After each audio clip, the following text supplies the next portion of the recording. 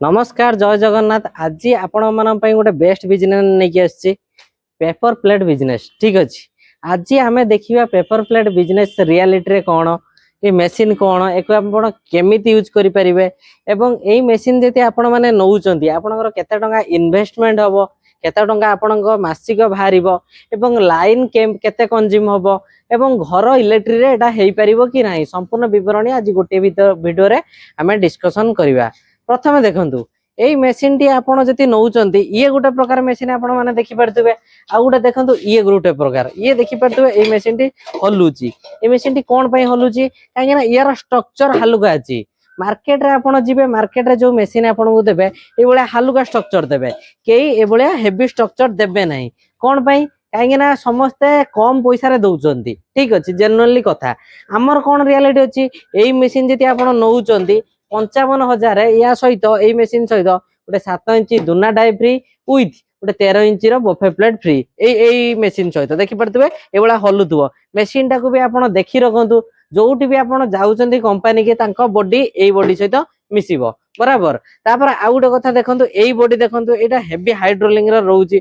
या पाइप देखी पारे ये सब आज्ञा हेवी रोचे मेसीन उठाई आपको 4 जन रु 5 जन लोक खाली आवश्यकता ये देखी पारे हेवी स्ट्रक्चर सहित अच्छी एवं यार जो प्रेशर अच्छी ये 5 टन रु 6 टन प्रेशर दब जोटा कि आपणकर कटिंग करिवार कौनसी असुविधा हेनी। आउ गोटे कथा है आपणकर घर करेन्ट ये चलो कि ना देखो घर करेन्ट नॉर्मली आपणकर 240 वोल्ट जी बराबर रोचे आपण मानकर ये मेसीन टी आपण सिंगल फेज रे यूज करि पारिबे 240 वोल्ट किंबा 220 रु जति कम रोचे टिके इफेक्ट पड़ी पारे ए जो मेसीन उपरे काहे ना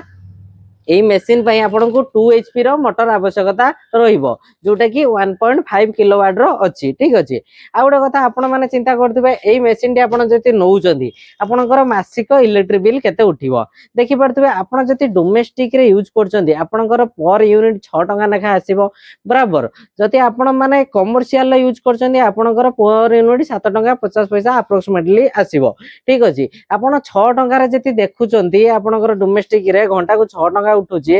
तो आपण से हिसाब से कैलकुलेट करंतु 5-6 घंटा जति आपण माने चलाउचंदी अप्रोक्सीमेटली से 33 रु 35 टका भीतर आसीबो गोटे दिन रो इलेक्ट्रिक खर्च। तो मासिक आपण जति दिन को आपण 30 टका होउची 30 रु 35 मासिक अप्रोक्सीमेटली 900 रु 1000 टका आपणकर यादर इलेक्ट्रिक बिल उठिबो। आपण माने जो चिंता करंती अधिका उठिबो अधिका नुओ 2 HP मोटर माने 1.5 किलोवाट रे इलेक्ट्रिक कंज्यूम करिवो जो पई कि आपणकर 240 वोल्ट इलेक्ट्रिक आवश्यकता रही है एटा आपण क्लारिफिकेशन पाई गेले। सेकंड हला एई बॉडी सहित आमे दे देबो आपनको दुईटा डाय गोटे 13 इंच रो डाय आ गोटे 7 इंच रो डाय 55,000 टका रे मात्र आ एई बॉडी सहित आपण गोटिया डाय देबो 7 इंच रो डाय केवल 55,000 आ जो 13 इंच रो डाय रहला सेटा आपनको परचेस करिया पई पड़िबो एई दिटा डिफरेंट रहइबो। आ जति डबल डाय नउचंती सेम डबल डाय रे भी एबळे हल्का बॉडी आछी एवं आउ एबळे हेवी बॉडी आछी हेवी बॉडी जति आपण डबल डाय रे नउचंती तो सेटा आपण को आसी जीवो